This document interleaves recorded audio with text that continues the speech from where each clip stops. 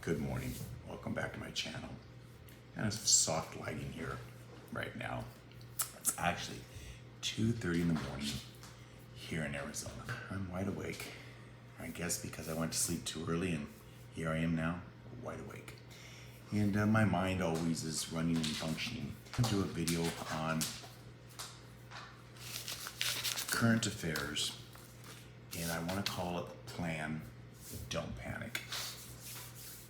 Now, I've had several people ask me in one of my videos how I acquire information, news sourcing, etc. I use what's called ChatGPT. I'm going to attach into this video a video I did on questions I asked ChatGPT and the answers for you. ChatGPT is actually like a new AI, if you will, system, and it acquires analysis and it analyzes information from sources all over the world, sources in every part of the sector of life, pulls it all together to give you an answer. And it's quite accurate. And again, I want to call this Plan, Don't Panic. Now, we don't watch local news sources, ABC, CBS, NBC, CNN, MS. We just don't do that because finding the news sources are fluff and not reality in regards to important information that we need to know in order to function in our daily lives. There's nothing worse than the news sources wanting to make society panic. And I'm not in a panic mode, but I'm in the planning mode because the reality is this. Again, I'm repeating that we already know. The Strait of Hormuz is still closed. We now know that we have 50,000 American troops in the Middle East. It's estimated that about 4,000 are going to hit the ground here real quick in Iran. Iran has stated horrifically that it'll be a fireball death for any American military that hits the soil in Iran. They will be burned to death. Horrible, but here we are. So with the Strait of Hormuz being closed, we know that our oil prices are still going up, and moving into spring planting is going to affect farmers, is going to affect production, and it's going to affect our late summer, fall yields in the fields that will end up in your grocery store markets. And beef prices are at a 75% all-time high, and they're going to continue to go up. So groceries are going to continue to go up, and there's the one thing in life that you can control, and that is your home. In your home, it's time to plan, seriously plan. And I'm going to go through some things with you of what I believe will work.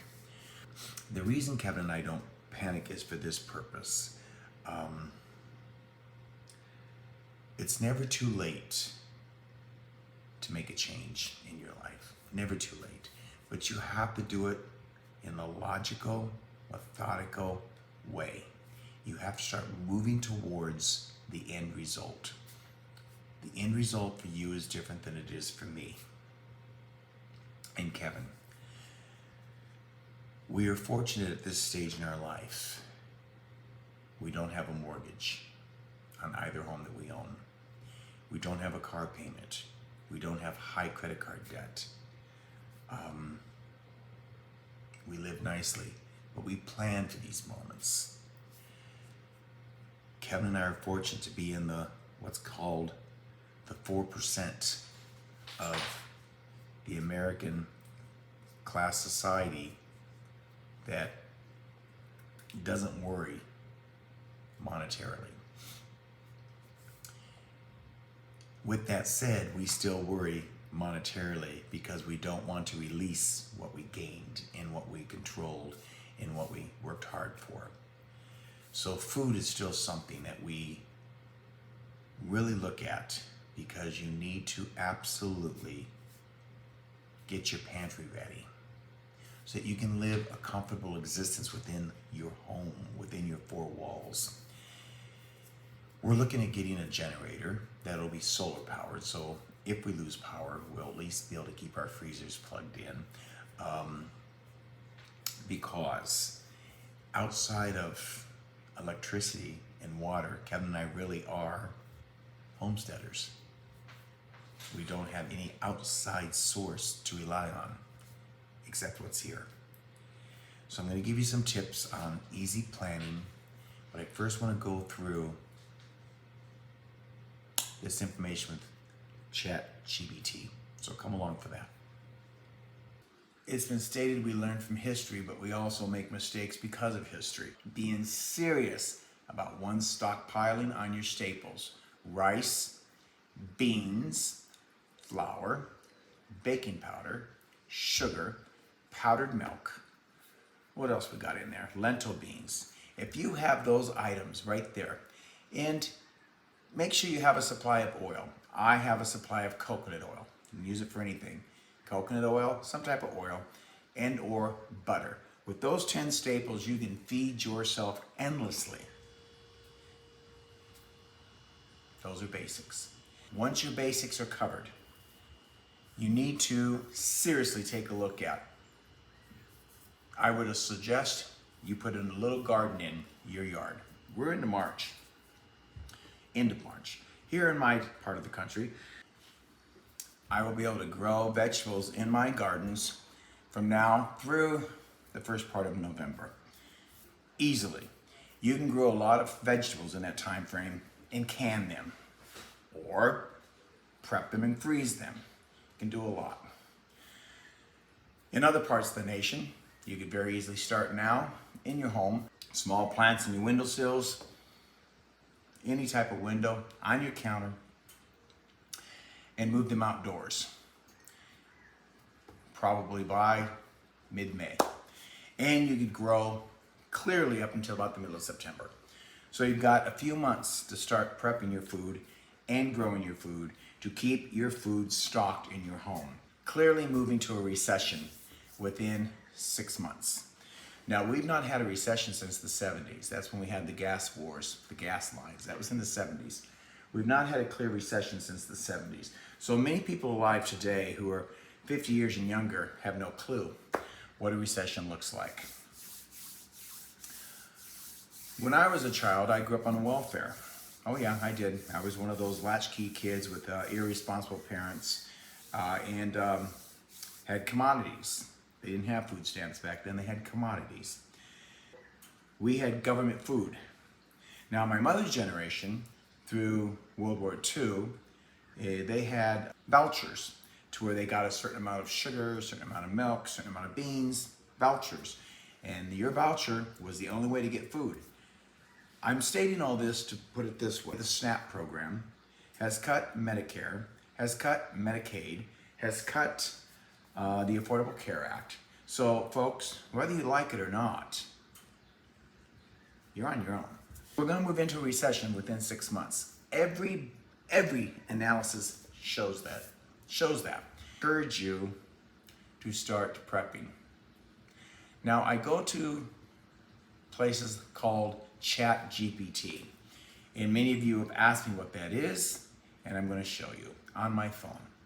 So if you go to a Google app, you're going to type in ChatGPT, and you'll go to a screen like this. Click on ChatGPT, and that'll pop up.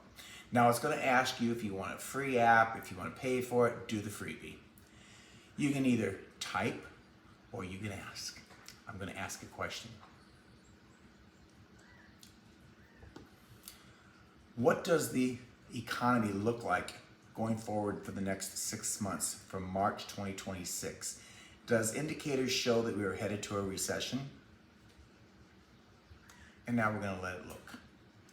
It searches all the information out there around the world that is available to put analysis together. Here's what they say.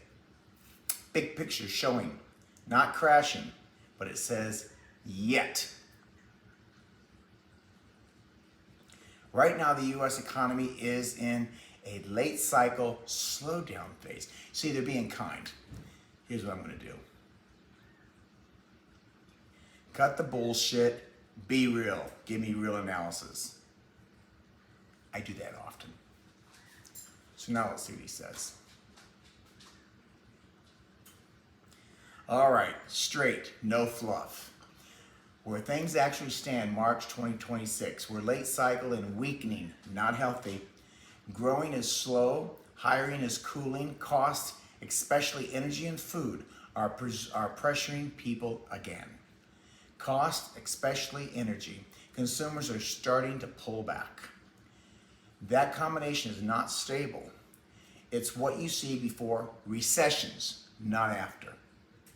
Are we heading into a recession? If you forced a real world call, 60 to 70% chance. Sluggish, dragging economy feels bad, but not officially a recession. 30 to 40% chance a recession starts within the next 6 to 9 months, just as I stated. That's before I even Googled it. So no, it's not guaranteed, but it's way higher risk than normal. What actually matters right now? Forget headlines, watch these 4 indicators. Job market, this is everything. Right now, hiring is slowing. All of you unemployed or know people who are unemployed, know that. Layoffs are creeping up, not spiking yet. Well, last week, Amazon just laid off 50,000 employees. They cut their workforce by 60%. That's just one of them. Let's see, cutting discretionary spending is happening and people are carrying more debt. They're using their credit cards to get by thinking, get now, pay later. The economy runs on spending. If consumers pull back hard, game over. Energy prices, big risk. Oil again is going up. It is a serious problem. Why? It hits everything. Food, transportation, utilities. It acts like a tax on everything. If energy stays high, it can trigger a recession even if everything else is okay. Interest rates, the trap. Rates are still relatively high. That means loans are expensive, credit cards hurt more, businesses are slowing their expansion, the feds can't easily cut if inflation sticks. This is the choking point. What feels off? This is a real signal. This doesn't look like a clean cycle. It looks like weak growth, sticky inflation, rising cost, and slowing jobs. That's the stagflation light setup. Not full 1970s, but same direction. Did I not say that before I even pulled this up? I was there in the 70s. What's the next 6 months mostly feel like? Mostly like reality. Not best case, not worst case. Groceries will keep climbing up. Bills will stay high. Job market slowing, and it will weaken. People will feel tighter month to month. No dramatic crash, but things quietly are getting harder. I don't need to tell you, you know that. But I want you to pay attention. What would flip this recession into fast? Any 2 of these happening together. Noticeable layoffs, not just headlines, real increase. Oil staying elevated or spiking again. Consumer cutting spending sharply. Credit stress, defaults, missed payments, and rising. How many of you out there have missed a month or 2 of credit card payments or car payments or rents? That's how this turns from slow recession quickly. Real bottom line, we're not in denial territory, but we are early warning territory. This is an early warning territory. The system is losing strength. It hasn't broken yet, but it wouldn't take much to push it over. If you want an honest takeaway, don't panic. I already told you that. But don't assume things are fine. This is a prepare quietly phase, not a wait and see phase. Here it then says what they would exactly do. You want me to tell you what to do in the next 6 to 3 months? Yeah. Yes. Here's what it's going to tell you. All right, here's the real world, no nonsense. 3 to 6 month plan. Look down your monthly survival list. Before anything else, figure out your bare minimum survival number. Rent, mortgage, utilities, food, gas, and insurance. That number, your line in the sand. Time to draw that line in the sand. Now ask, if income drops 20 to 30%, can I still cover this? If not, that's your first problem to solve. Cash buffer, not negotiable. Right now, cash equals flexibility. Minimum 1 month expense is your target. Better if you have a 3 month, even stronger if you have a 6 month. So if you don't have a 1 month expense plan, you're in trouble. I'm going to relate it to food prepping. If you don't have at least a 1 month prepping ahead of you, you're in trouble. 3 months would be better for you. If you want to be strong in this recession that's going to hit, 6 months out. Have at least a 6 month supply of food. Why? Jobs are the last thing to break, but when they do, everything tumbles fast. Credit gets tighter and it slows down. Don't rely on credit cards as a backup. Food strategy. This is where you win fast. You don't need bunkers, you need price protection. Focus on rice, beans, pasta, oats, frozen vegetables, meats only when they're on sale, and freeze it. It says it right here. I don't make this shit up. Strategy, add $10 to $20 extra per grocery trip if you can. Build a 30 to 60 day buffer. This protects you from price spikes, shortages, and panic buying. You've already been thinking this way. You're ahead of most people. You've already been thinking this way. Cut your budget. Your biggest leaks. Don't nickel and dime and hit the big stuff. Electricity, avoid peak hours. I've already done a video on that. Peak hours, when to use and when not to use your electricity. Risk thermostat a couple of degrees and kill phantom loads. Dishwashers, washing machines, dryers. When to use them and when to not. Cancel anything you don't use weekly. Take a look at your subscriptions. Your cloud subscriptions, iCloud subscriptions. Take a look at your camera subscriptions. Take a look at your Netflix, your Hulu, your Prime. All those monthly subscriptions you're not aware of. Take a look at those. Cut them. Food waste. Biggest hidden expense for most people. By taking a look at food waste, you will free up $200 to $500 a month, which is manageable. Debt strategy, critical. That you can do on your own. Income defense, most important. Okay, do at least one of these. Pick up a small side income if you can. Learn a monetizable skill. Strengthen your job security. Expect these costs to rise. Plan like these will hurt more soon. Groceries, utilities, gas, insurance. If you assume prices go up another 10 to 20%, you won't get caught off guard. Early warning signs, watch for them. Friends and families losing jobs, reduced hours, overtime cuts, businesses getting quieter, more for sale and closing signs. That's when you tighten up fast. The real strategy, stabilize your essentials. Build margins, cash plus food plus lower your bills. Reduce risk, debt, overdependence on one income. The honest bottom line, you don't need to panic, but you also don't want to be reacting when everyone else financially realizes what is happening, because by then prices will be higher, jobs will be tighter, and your options will be fewer. If I had to sum it up in one sentence, make your life cheaper, more flexible, and harder to disrupt, starting now. Interesting. So that's ChatGPT. That's where I get a lot of information. I ask questions, and this ChatGPT is your AI, which pulls analysis from all over. I'm trying to get your attention. Now's the time. No apologies. You do you, boo.